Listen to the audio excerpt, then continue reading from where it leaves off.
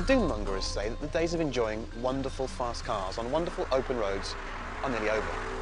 But then you wake up on a wonderful day like today and you find a sublime road like this, and most of all, you get a collection of amazing machinery like this, and you think to yourself, there must be some life in this supercar game yet. Okay, a brief introduction to the little collection of cars we have for you today. The Bugatti Veyron, 987 horsepower, £837,000, need we say any more?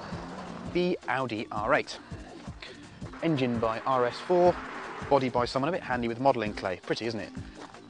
The Porsche 997 GT3 RS, 1,350 kilograms, 415 horsepower, very orange, and this one's so light it doesn't even have air conditioning.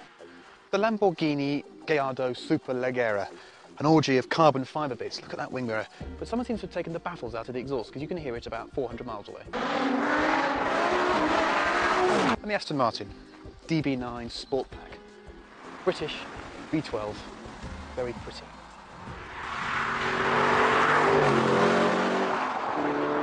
The science of engineering is supposed to be full of concrete facts. You do something to something, and something else is bound to happen.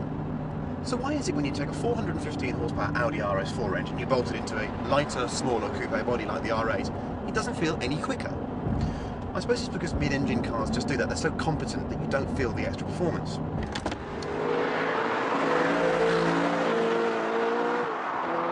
The R8 is a very special piece of kit. It has an exceptional ride.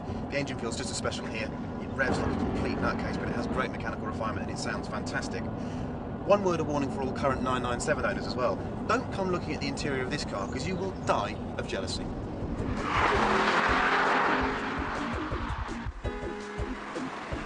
Now in this company you could be forgiven for thinking that the Aston really is the odd one out, but it has its own unique appeal. You see, it's a genuine front-engine rear-wheel drive GT, which means it's not as accurate or as pointy as the other cars here, but it will do this.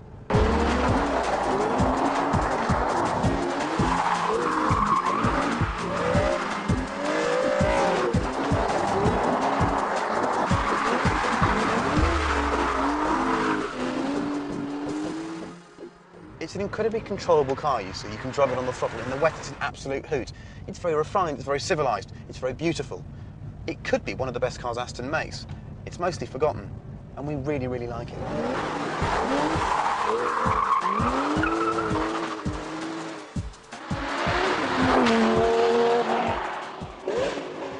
Now, as some of you will have noticed, there are some strong family connections within this group. It was under Dr. Ferdinand PX watch at VW that he purchased Bugatti and created the Veyron project. It was also under his watch that Audi became something desirable, and also then Audi bought Lamborghini. But the two cars here within the Volkswagen group that seem to offer the most similarities visually are the R8 and the Gallardo. However, I'm assured that the only commonalities between the two are transmissions and electrical systems. But it does seem a coincidence that they cover such a similar space on the road, and when you sit in them, they feel such similar driving positions, as if they've got the same seating position and the same steering column. Even the steering wheel looks very similar. In fact, I think it is the same thing. But other than that, the cars are quite different. This Superleggera Gallardo is a curious mix, actually. The engine sounds fantastic, and it's got straight-through exhausts in it. The paddle shift isn't quite so clever, but I find myself questioning the need to have this car over a standard Gallardo. It doesn't seem to feel that much faster. It makes a bit more noise. I think the alloy wheels are questionable as well. I'm not quite sure about all the carbon. In fact, I'd just have a standard Gallardo.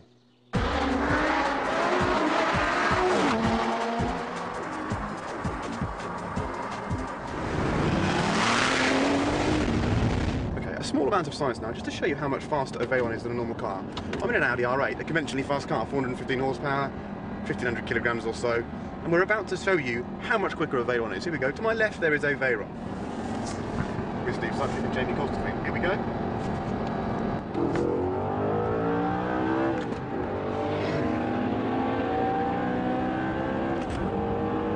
We're doing 100 miles an hour, 110, 120. It disappears. You were an R8 driver out for a blast and you came away from your motorway toll quickly and saw one of those, you'd feel about 4 years old.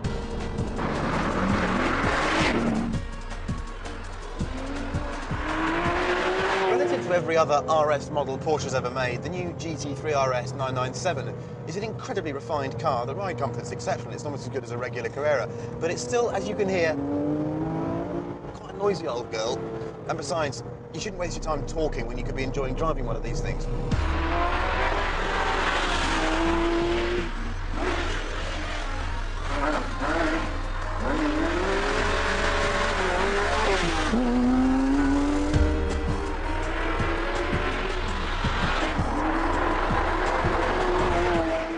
911's always been a complicated kind of soul, and this GT3 RS model is no different. You see, on the one hand, it's one of the most focused cars here. It's got cut tyres, a roll cage, bucket seats.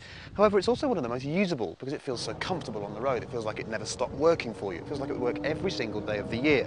This car's got a couple of problems. The first is that it's got no air conditioning, which is a bit of an issue, and I can see no reason for the weight saving at all. I mean, if you're that worried about your lap time around the Nordschleife, learn to drive it fast is what I'd say. But it is a fantastic road and track device. It's just so fast, it's just so competent.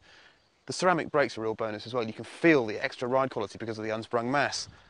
No, it's a fantastic car, the GT3 RS, a truly fantastic car.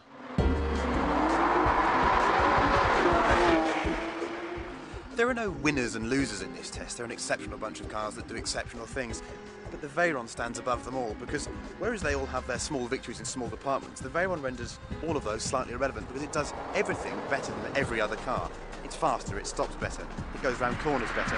You could accuse it of being a little bit aloof, but so what? It's an engineering achievement. Bugatti set out to create the ultimate supercar, and it has created the ultimate supercar. The Veyron doesn't really do oversteer and understeer, it just goes, it does. It goes round corners, it goes down straights, it stops. It does it in comfort, it does it with, I think, considerable style. It is, I think, the most incredible motor car ever made.